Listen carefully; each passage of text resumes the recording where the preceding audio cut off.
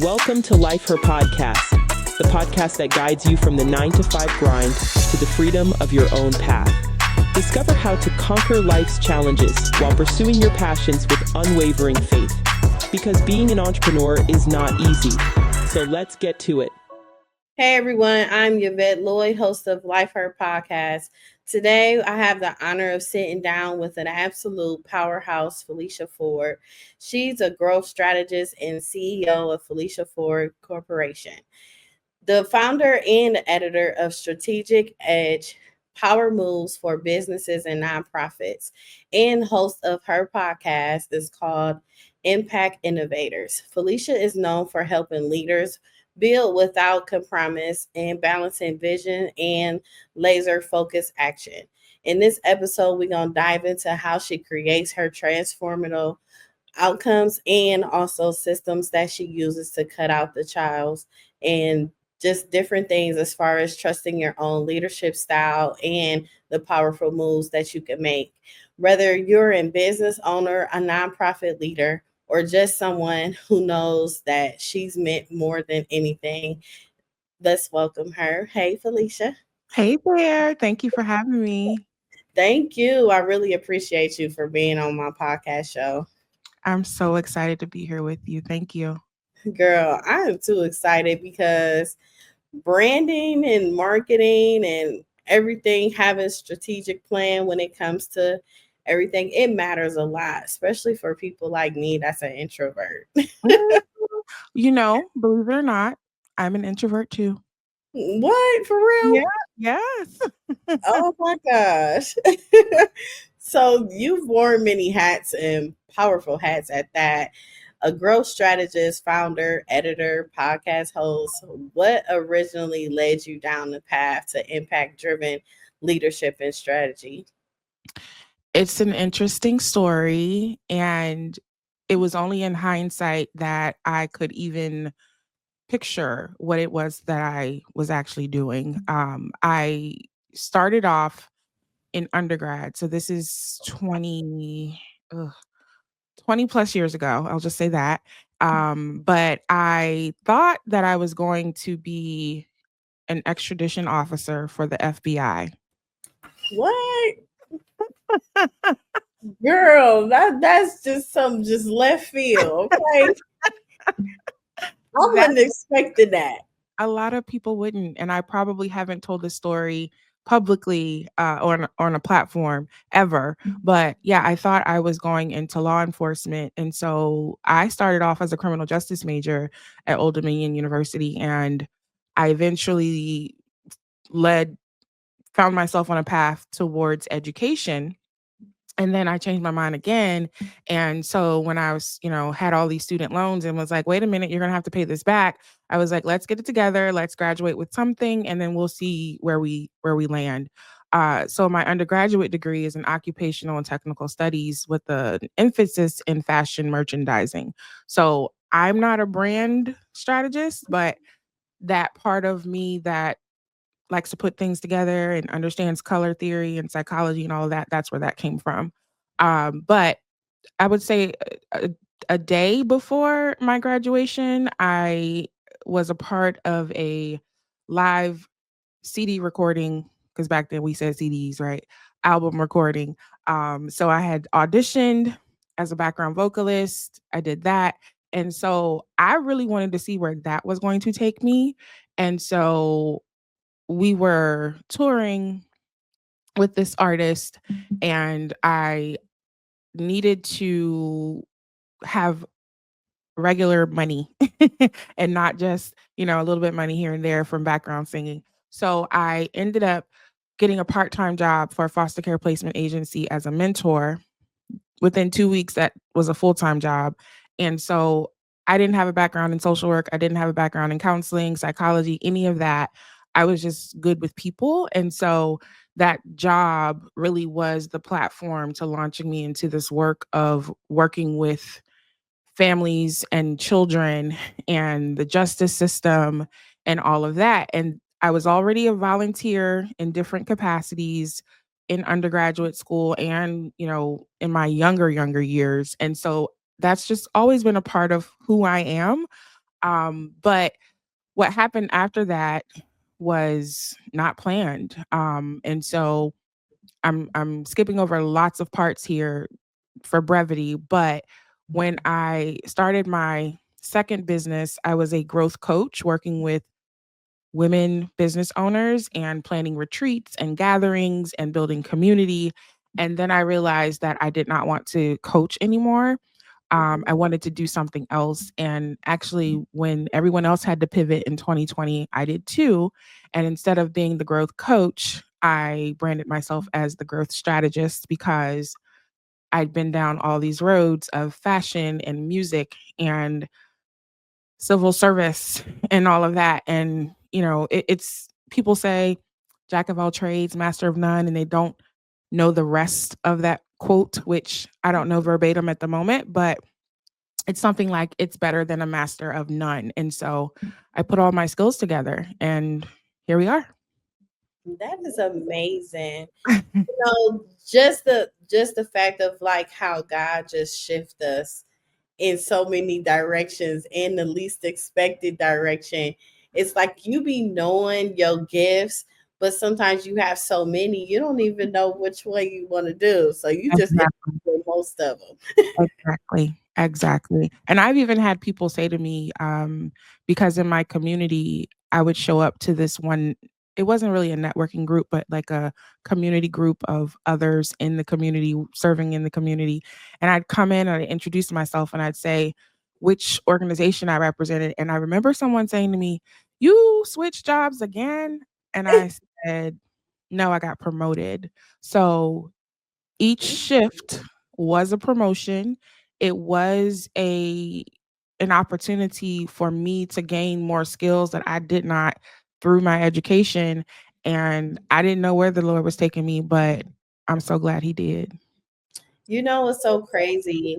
What I've learned like over the years of just being a business owner, you may do different type of job titles, but at the end of the day, once God leads you to where you're supposed to be, you already experienced so much, and it ties together with your real ending on where you're supposed to be. And Mhm. you'll find yourself dominating so much, and then the clients you get, you got so much in common with them, you can share them so much information. Like, I just think the journey that he sent us on, it could be hurtful, stressful, crying, broke, it could be everything, but at the end of the day, it's like, thank you, like, seriously.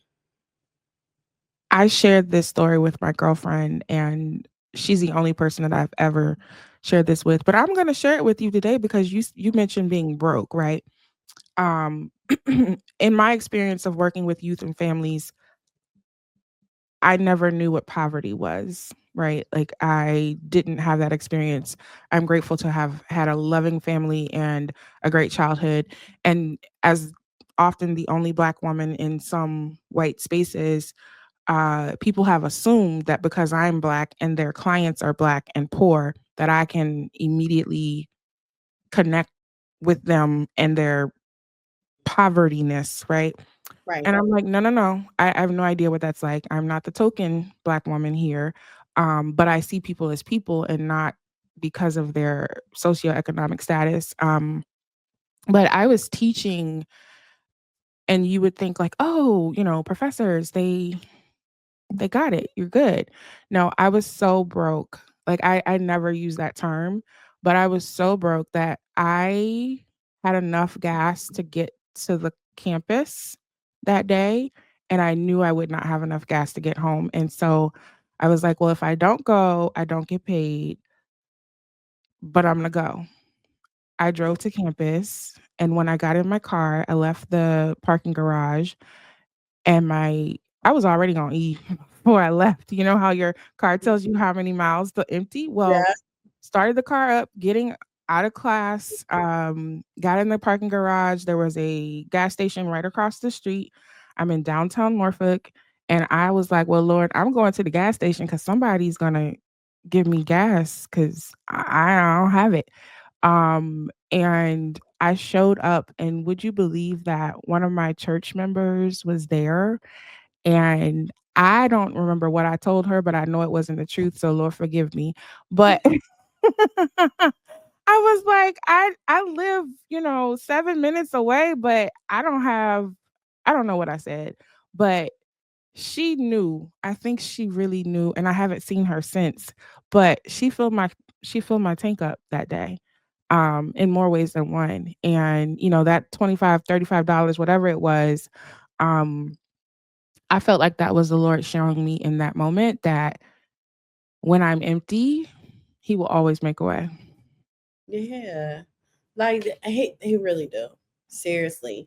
And it's just a heartwarming feeling in the end when you start to see things, even when you at your goal and doing what you pray to do or whatever, we still go through things, but it's like in a sense we know how to get through it a lot better than we were before because of the strength has developed over the years of routine of us feeling hurt. Absolutely. Absolutely. Yeah. Yeah. Yeah.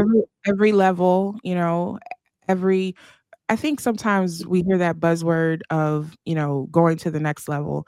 And when you're actually in that process of being conditioned and formed and pruned to get to the next level, we don't know what that's going to bring, and we don't know what's going to be at the next level.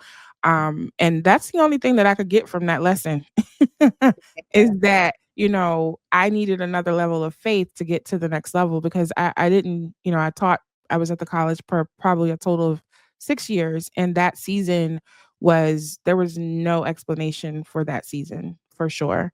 But for me, that was, girl, get out here and do your business like I told you to. I know that's right. Get it. Oh my goodness. So you are known for setting high standards that actually transform lives. What does raising the standard look like in the practice for you and your clients? So I've had, and I don't mind sharing this, I've had some team members, contractors who've expressed their difficulty in working with me. And I will tell you, when I was a college student working at a bookstore, or even before I got to college, I worked for a real estate attorney's office. And in my work for Felicia Ford Co, or as a volunteer, I'm going to work to my best. And some people think like, oh, she's a perfectionist. No, I work in excellence. And I'm not going to look at something and see that, it's maybe a fourth of an inch off. I'm going to see it because I was, mm, I was excellence was modeled for me, right? My parents, my godfather, my educators, excellence was always modeled for me. Mediocrity or doing less than was never an option, nor was it ever a goal. Or like, why would you do less than what you're capable of doing? Because that shows up in every area of your life. And again, I am not perfect. I don't strive for perfection, but if I've been assigned something, if someone is trusting me with their time, their money, their children, their lives, why would I give them less than what I would do for myself? And so that's essentially the foundation of it. And it's really not hard. It's tedious, it's meticulous, but and some people think, or may think that working in that way takes so much time. Yeah. It doesn't. No, it doesn't. It's so crazy what you saying that. My mom used to tell me all the time, if you're not gonna do it right, don't do it at all. That's a good word, mama. Yes. I mean, at a young age, I used to get so mad. Like, why do you say that all the time? But it makes sense. Like, Yeah, why halfway do something when you know you could fully put your potential in it and actually just dominate it? and you can do good. It's just having faith in yourself for real. Right. Believe believing in you, knowing that you have the ability to get it done. So I understand exactly what you're saying. Yeah. You shortchange yourself and you shortchange others. You know, this is a I was probably 19, 20 when I would leave college and go home to work at this retailer, and there was a jean wall. So I haven't been in a store in God knows how long, but you know how they used to have like just a wall of jeans, right? Folded. I would walk in the store and I would see that jean wall. And if the things weren't where they needed to be, if the colors weren't lined up, if the sizes weren't sized correctly, I would take it upon myself before it was my responsibility to organize the jean wall and to make sure. And I'm not OCD. I just see things. And if it's not right and I can fix it, I'm going to fix it. But operating in that space requires a level of accountability and a level of responsibility. And I've been blessed to have people in my life who've given me feedback constructively. And they've done that because they cared, and they've done that because they want me to be the best that I can be too. And so I just operate with that expectation in all the areas of my life, because usually how you do one thing is how you're going to do everything. That is so true. Girl, you is dropping gems. Oh. So how do you balance being the result driven while also ensuring your work touches hearts and the creators of real change and not just metrics? Yeah, I lead with people, right? I have done the work in the data world, and yes, I love data. I love data driven strategy. But I'm not the person who's going to, despite my career, my awards, my accolades, despite all of that, I'm not the person that's going to walk in a room and demand things. I'm not the person that's going to say, if we're working on something for a community, I'm going to ask, well, where are the people from the community? What do they need? We're not going to come in here and just tell people what we're giving them and what they need. So I lead with people. I lead with, how are you doing? How are you feeling? You know, I've had clients who show up to sessions and we're supposed to talk about social media campaigns and proposals. But if they come in and they say it's been a rough day and, something happened, then we might spend that session instead talking about how they're coping through that thing. I'm not going to push over the humanity just to get to a number, because at the end of the day, I truly care about people. I truly care about people. That is amazing. So you successfully merge creativity with strategy in multi-million dollar ventures. What do you believe most leaders misunderstand about building a truly impactful brand? So some people get into business because they are extrinsically motivated, which most of us benefit from, right? If someone's like, "Oh, I want to get this house, or I want to get this car, and in order for me to get there, I need to sell 1,000 units of this." And then by selling those 1,000 units, we're purchasing those units. So we benefit from their success. They benefit from our dollars. Um, I really feel that when we're looking at um, those who need some healing, it really goes back to the person, right? Like, what things are you struggling with? And that's not usually a conversation you're going to have in a business. It's just not. Yeah.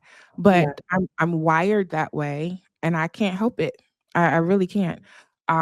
So I look at a person, I look at values of a business, I look at how people show up in a community, um, and how they show up with their team and how they treat people. You can be the best of the best of the best, but if you aren't showing up in your best. I was at an event recently, and when I went to the table, I didn't know the other people at the table. I was a guest of the CEO, and the people were looking at me like, "Who is this lady?" Like, I was sitting there before they got there, and they came and they sat down and they were just looking at me and they were looking at each other, and I'm like, "Did I miss something? What Yeah. happened?" And I went and got my guest, and I don't know if she knew the other people or not, but one of them spoke to my guest and they had never spoken to me. And I was like, "Well, do I smell? Like, what's going on?" And so one of them finally leaned over and said, "Are you with," and they said the name of their company. And I was like, "No." And she was like, "Well, this table is just for this group." She's like, "Did you speak to," and she said the table's host, so I'm gonna say her name was Carly. "Have you talked to Carly?" And I was like, "No, I haven't talked to Carly. I don't even know Carly." "Well, I don't think you belong here." She was for real? She was dead serious. And so I was like, "No, I know where I'm supposed to be. I'm supposed to be here. Thank you." And, I don't ever like to pull rank. And one of the ladies like, "You I should have pulled wouldn't. rank." No, no, Right? I shouldn't don't have to. right. And that's not how I operate. And that's my point, is that I'm not going to say who I am, what I do, and all of that in order for someone to dictate how they're then going to treat me. And I just have to go back to, I believe in people. Mhm. Your heart posture is everything to me. And how I operate with people in business. And I hope I answered your question. Did I get it? Yes, yes, you did, and more. And I love it because I've experienced that before too. I was actually on the panel. I was a guest speaker. I was on the flyer. I had a flyer and everything, but they did not notice me, and they just was looking at me, looking like, why is she sitting here and everything? And I stayed to myself because all of them were so connected, Mhm, they were hanging with each other, talking mhm, with each other, mhm, mhm. and I just let them do their thing, even though they were on the panel as well. Right. They were guest speakers too, but they was just treating me so badly, like it was crazy. And then they called me to come up. And when you come up, it's like you have a theme song and everything. So I Mhm. went up and I spoke. You will be surprised on how they looked at me and how they clapped for me and how they approached me afterwards and everything. And that's why people really need to be careful of who they're speaking to. Just Mhm. because we don't look a certain way or have so many followers and different things like that. You just never know. You could be talking to a multi-millionaire, billionaire CEO, and a lot of them just don't show up the way they show up, but Right, they show up. right, right. And people just need to be careful with that. But Yeah. at the same time, I'm glad you experienced that because it helps you move the way you move Oh, too. I I thought about sharing on, because I'm real active on Threads. That's like my favorite platform. On friends too. Right. And I thought about, sharing a story, but I'll share it here. And it's, I was gonna say 9 times out of 10, I go to an event and I am often mistreated. I've been not mistaken, I would say people's bias really shows, and whether they're black or white, their bias shows, whether they're male or female, their bias shows. Just the other night, I was at a fundraiser, and I greeted someone, and I was like, "Oh, is this your first time?" And they're like, "Yeah, it's my first time." And they immediately said, "Do you work for blah blah blah?" I said, "No, actually I'm a donor." And they were like, "Oh." And, he was like, he didn't know what to say. And a couple of months ago, I was at another event and someone asked the same question. "Oh, are you with," and they said the organization. I said, "No, actually, I am a donor." And that person just turned around and walked away. But I appreciate actually those experiences, right? Like I'm emotionally detached from them. So I know that that's more about that person's insecurities or them needing to make you look like what they think you should and fit into this box. Um, but it just reminds me how grateful I am that I definitely know who I am and I Yeah. know who God made me, you know, and even though I've gone even to Harvard University, sometimes I'll say in spaces, you know, I was who I was before I went to Harvard. Mm-hmm. Harvard Girl. they didn't make me. I didn't go to Harvard until I was like 36, 37 years old. We were already doing things before we got there. It actually helped me get in because of who I was, you know, Girl. and the work that I've done. And I think that as a culture, we are so focused on those vanity metrics of followers or, you Yes. know, your certain look, your hair, your nails, your clothes, whatever. I love a good black t-shirt Listen. Yes. and some jeans. Okay. I am so Comfortable. not, you know, I love experiences? Yes. Do I love a good leather bag? Absolutely. Italian leather specifically, but Okay. I don't do that with people. You know Mm-hmm. what I mean? Stuff is stuff. People are people. I've worked with addicts. I've worked in juvenile detention centers. And I've also been on stages with celebrities. That's amazing. I'm proud of you. Oh, thank you. Mhm.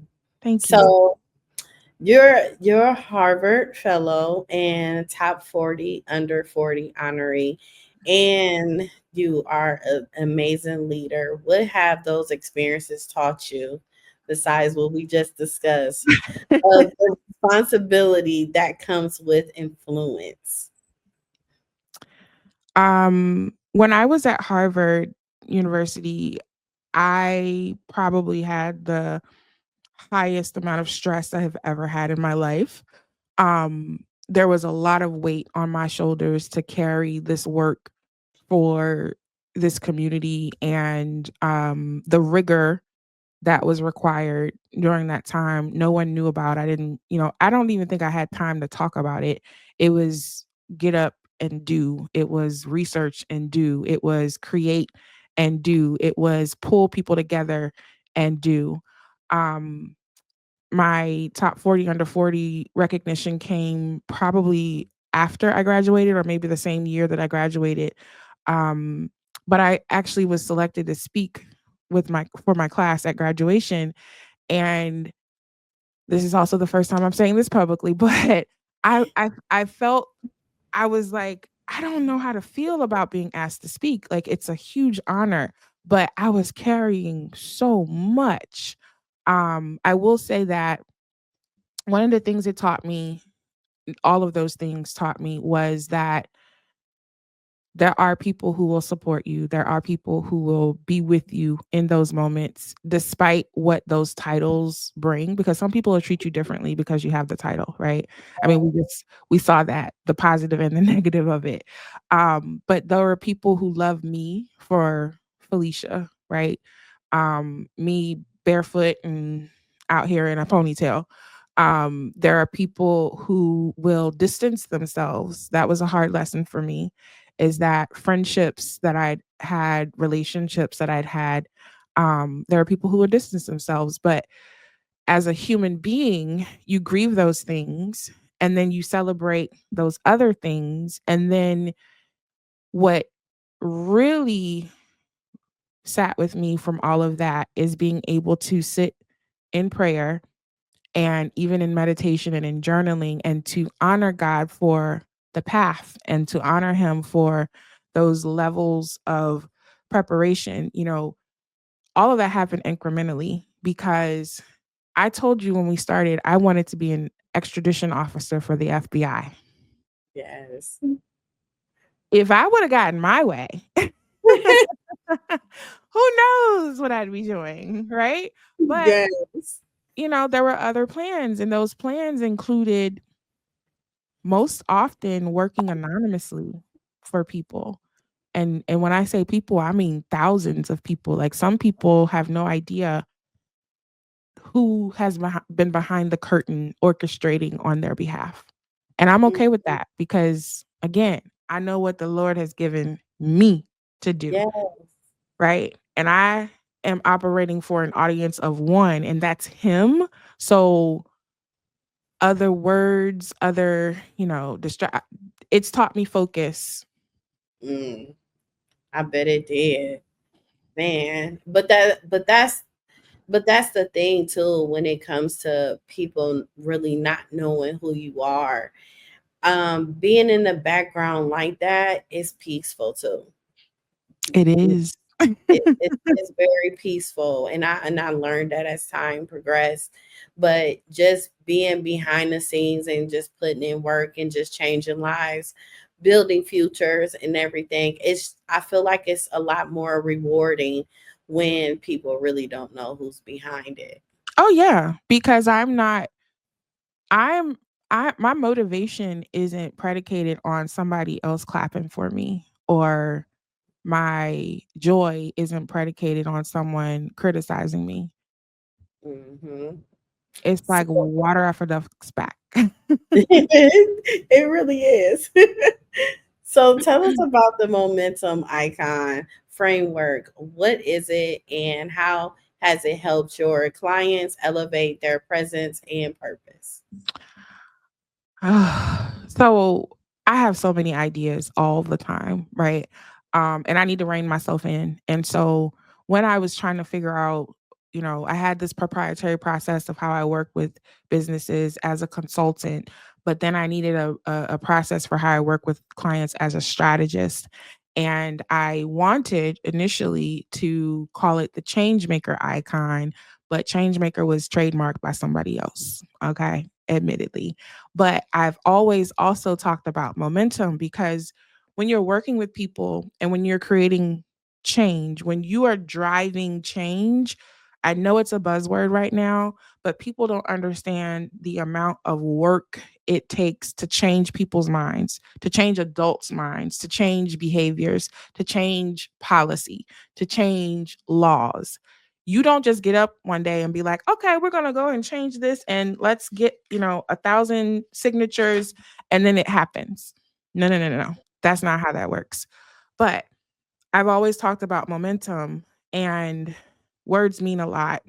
So I wanted a word and a framework that would speak to those who are change makers and understand that sometimes we plant a seed, sometimes we water the garden, sometimes we harvest, but we might not see all three. But if we are incrementally doing the work, we are sustaining momentum. And so, momentum icon, I have four primary pillars there. We have a momentum icon planner, which is a business strategy tool, which is the equivalent of working with me one to one.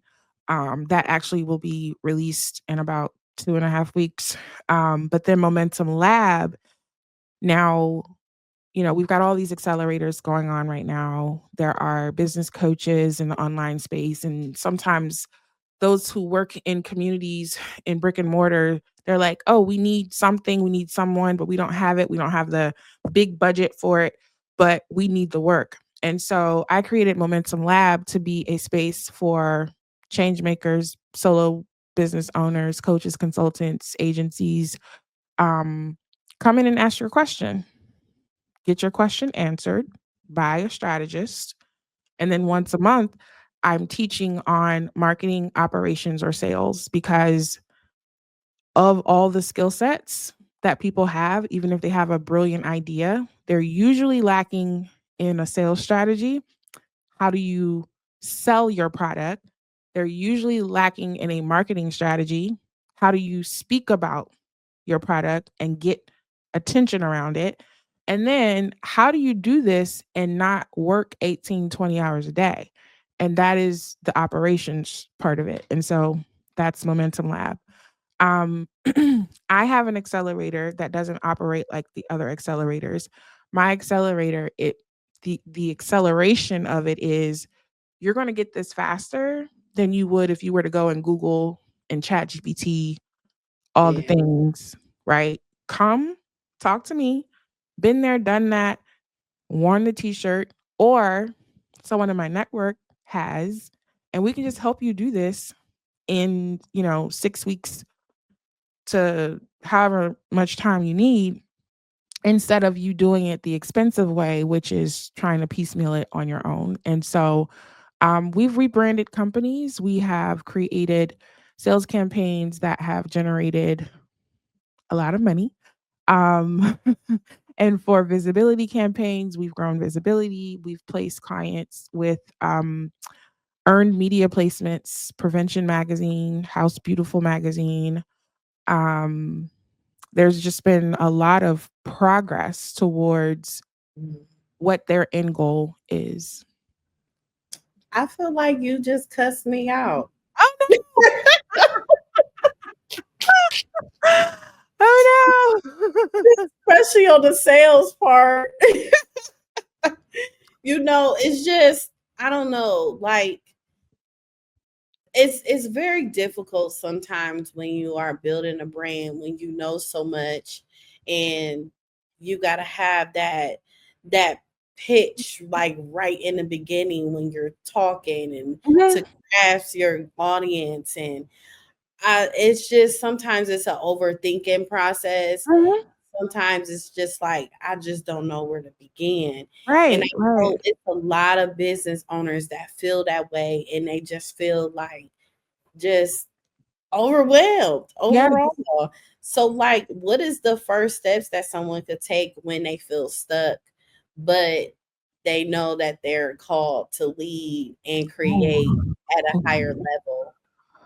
oh, I love that question. Now I will say that my first I would have probably responded a little differently before Sunday, but Pastor Sarah Jakes Roberts said something on Sunday that really stuck with me, and that was, if you've been on the front lines and you're tired, stuck, confused, she was like, maybe you don't need to be on the front lines right now.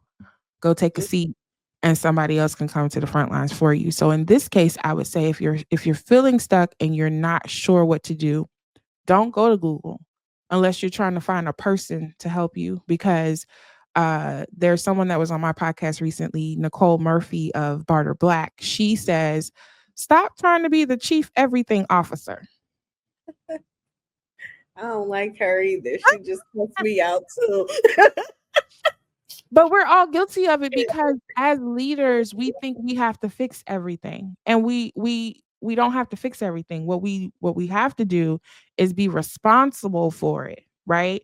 And sometimes being responsible for it means seeking out that person that has the skill set that you don't have. And it doesn't mean that you have to learn it, right? Do I have courses? Absolutely, I have courses. My courses more so are for people who are just starting and who are thinking about starting a business, right?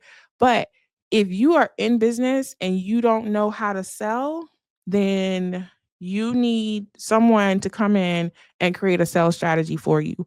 Will they educate you? Not they, me, right?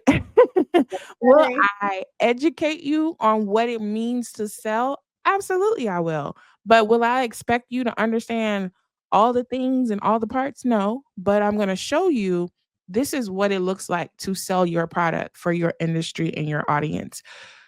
When we were in Momentum Lab last week, we had the marketing lab last week, and one of the participants, I love her, she shows up in all the spaces, she's got all this energy, and she was just like you. She was like, Felicia, you hurting my toes, you're stepping on my toes. But she's being sarcastic and joking, but she was like, oh my God, this makes so much sense, because I was talking to her about her ideal client, and she described this person, and then she described her package, and I was like, well, does it seem like this lady wants this?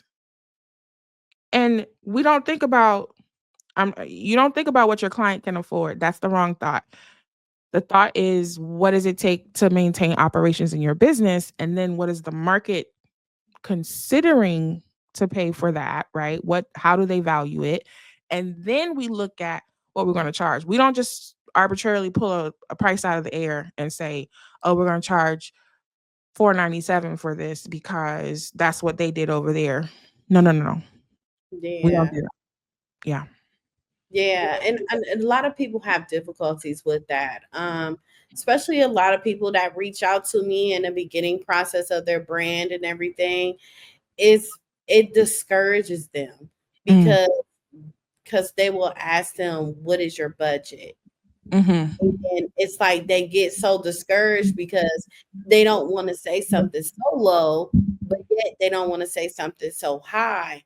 So they get like, oh man, get their back against the wall. But then some people, they're not financially um find anything affordable for them to Mm-hmm. basically, because you gotta pay for a service, and Mm-hmm. you're paying for a top service, you're gonna get top quality, Mm-hmm. Mm-hmm. you know. But at the same time, how important is it for brands to actually save their money to get the top quality and also know how to pivot, and the money that they do make, the little money that they do make from their brand, why don't they put it back into their brand to actually reach that level? Can you explain like how important that Mm-hmm. is to actually do that, to be able to see the results? Right, right. First I want to say, back to your original question, what do you do when you're stuck? I want to just make sure I'm clear with, if you're stuck, you find the person who can help you get unstuck. But it leads to this question because you want to be educated enough about your process and about your operation to understand who is good for you and who is just a gimmick. Because I've even had clients say to me, "Oh, I can't afford that." No, no, no, excuse me. That's too expensive. And with those clients that have been long standing with me, I'll say, it's not too expensive. You can't afford it. There's a difference. And I'm not saying that to be rude. I'm saying that to say, you want to be educated about what your business needs. And if you want champagne look, but you have a beer budget, then you need to do some decision making within yourself to say, well, what does that look like? Am I building a self-funded business, or am I willing to go out and get a business loan to cover the cost of this and then have things in place that, I'm going to be able to pay that off. So, first of all, there are stages to this, right? If you've been in business and now you're like, "Oh my gosh, I need a rebrand, I need marketing copy, I need a creative brief, and I need a VA." And all of that is going to cost me $8,000 to $12,000, and that's too expensive. It's not too expensive. Um, Depending on your industry, depending on um, your product or your service that you are selling, and depending on how frequently you are actually selling, aka generating revenue and have income to put out for these services. Those are some, I'm not going to say hard questions because you should know that as a business owner, but if you don't, then those are things that that's where you're going to have to start first. Is, do I know my numbers? Do I have an operations budget? Do I have a marketing budget? Do I have an advertising budget? Do I have a professional services budget? Because that's going to fall in a professional services budget. And if you have a good CPA, you can go to them first. That would be the first person I would say. Can you look at my numbers and tell me what my operating, marketing, advertising, and professional services budget should be? Mm. You Okay. you just told them, girl. For But real, people need to hear that though. It's a reality check. You yeah. know, it's just needed because it's so many people that are brand strategists just like you. And I'm not trying to be rude or throw shade, but sometimes people waste your time, Yeah. and you don't get the results that you want, and then you find yourself going person to person, and you wasting more money each time, Hmm. but just to be open and honest, and letting them know off top, I cannot work with you, or I can work with you, and this is what you need to do. That's what you need to hear. Right. Right. And outside of Momentum Lab, if you want to work, like, I have strategists at Felicia Ford Co. I like to be involved as much as possible in some cases, and in other cases I don't want to be involved at all because I have a business and I don't want this is not a self-employment thing for me, right? I own the business. But sometimes there are people that come through and they're like, "Oh, I don't want to fill out the application. I just want to work with you." Like, no, the application is there for both of us because it shows you where you are, and hopefully you get to see this is what I could afford. I don't like to start thoughts that way, but Yeah. I'm just gonna be realistic and transparent with pricing. Um, this work is an investment, and it's an investment that has a return on the investment, but you also need to be equipped and ready to operate at the level that I'm going to deliver. Girl, I just love you, Felicia. Seriously, because it just needs to be told. I'm telling you, it needs to be told. And it's like people got to understand, like, we have these dreams, we have these focuses, we're trying to get somewhere, but we have to put in the work, we have to put in the time, we have to put in the finances to be able to get there. Right. And it's going to take time, but at the end of the day, God go come through. Absolutely. Absolutely. And, you know, when people say, well, what does it mean for marketing, sales, and operations? My way of condensing that is to say strategic positioning. I'm positioning you for brand awareness if that's where you are, or I'm positioning you for brand visibility if that's where you are, or I'm positioning you for PR and media if that's where you are. That's like a higher tier. You have to be ready for the attention when it comes, right? And what comes with being placed in a publication or, a national TV syndicate or something. But if you are just at the point where you need brand awareness, AKA you need to build an email list, you want to grow your social media, you want people to show up at your event, you're in brand awareness phase. It still costs money, but your Yes. return is email list people or people showing up in your building, right?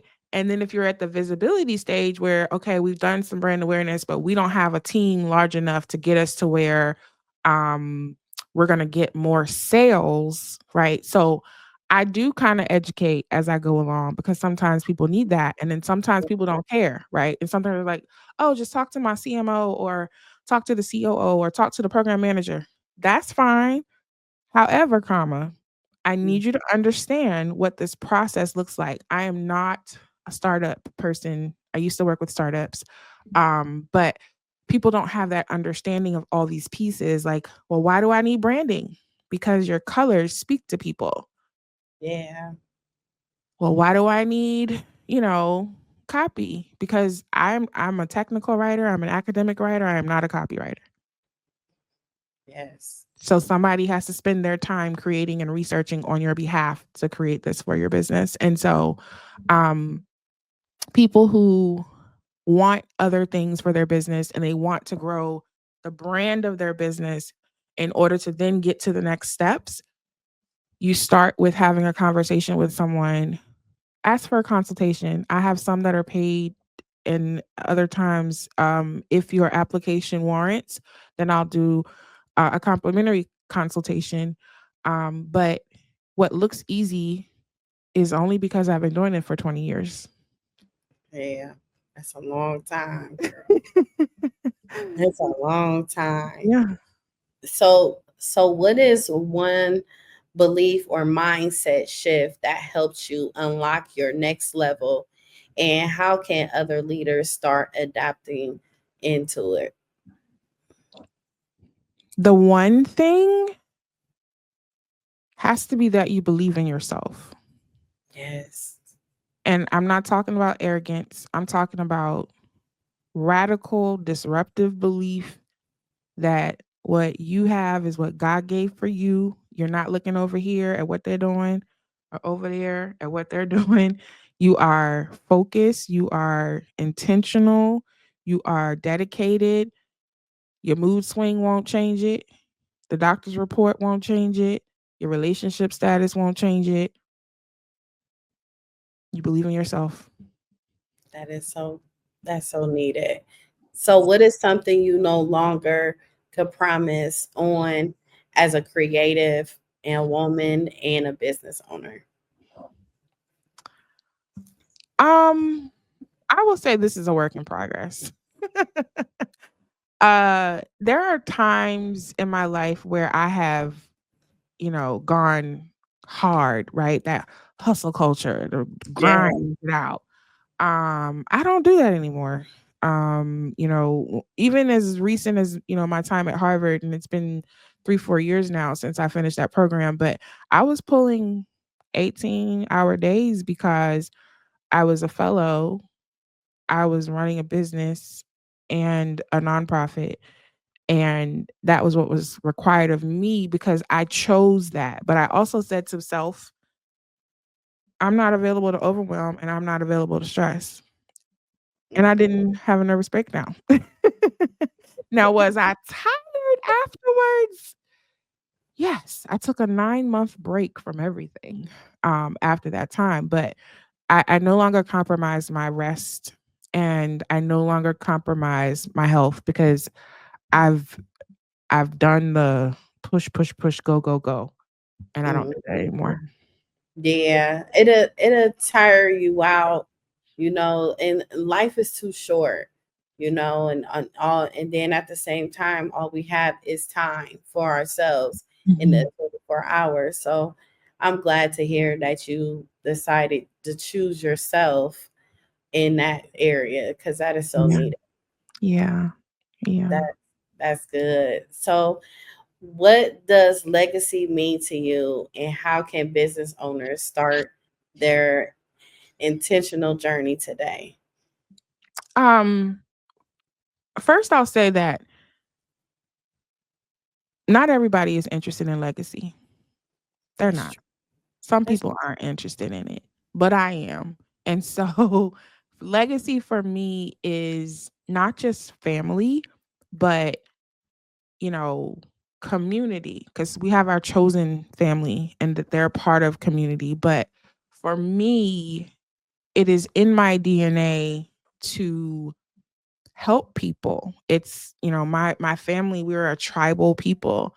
We are a people who have been blessed and we always share out of the abundance that we have. And so one, I would say that legacy for me is continuing in the legacy of my family, and that is to continue to be doers and givers, and then for what I'm building with Felicia Ford Co, it is to come into these spaces where there are leaders and business owners who feel like I'm stuck, or oh my God, we've done so well, we've gotten here, and now we want to go to the next level and we don't know what to do, or we don't have someone on staff that can do that for us.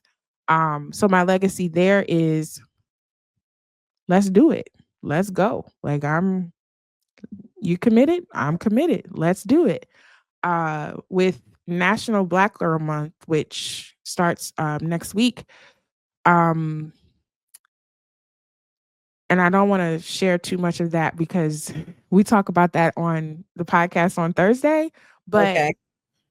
as a Black woman who I loved education, I love school, I love learning. Like it excites my whole being. My brain just goes, woo, I love it.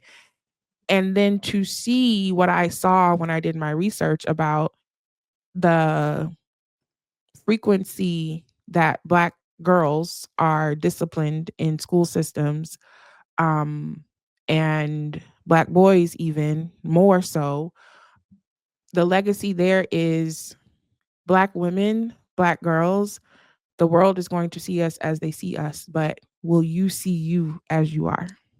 Mm, that's And true. so that legacy there is let us see us as we are. Let us see.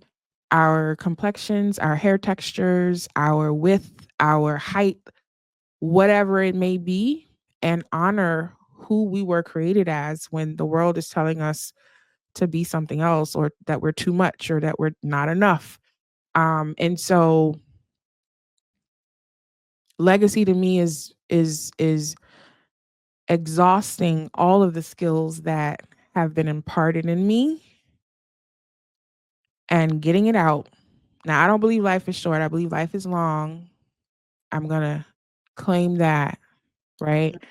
And that legacy is that will continue from generation to generation. I love how you put that. That is so true. Girl, you was too much. We're having a good time. That is amazing. Well, please let everyone know how to contact you, how to follow you, website, all the above, so they could be able to connect with you. Sure thing. You can connect with me on Threads and all platforms at Friends Call Me Fee, at Friends Call Me Fee, and that's just FE. My site is FeliciaFordCo.com. And since you're a Black girl, I'm a Black girl, NationalBlackGirlMonth.com kicks off on April 1. Yes. Well, thank you so much, Felicia. I enjoyed the gems you dropped. Just so much knowledge, so much, whoa, I'm going to say accountability. That's what I'm here for. That's Yes. what I am. Yes. Yes, all of that, the above. I appreciate you being on my Life Her podcast show. It has been amazing. Thank you so much. Thank you. And thank you, everyone, for tuning in to Life Her podcast. Make sure you subscribe on YouTube and also all major platforms. Welcome to Life Her Podcast, the podcast that guides you from the 9-to-5 grind to the freedom of your own path. Discover how to conquer life's challenges while pursuing your passions with unwavering faith. Because being an entrepreneur is not easy. So let's get to it.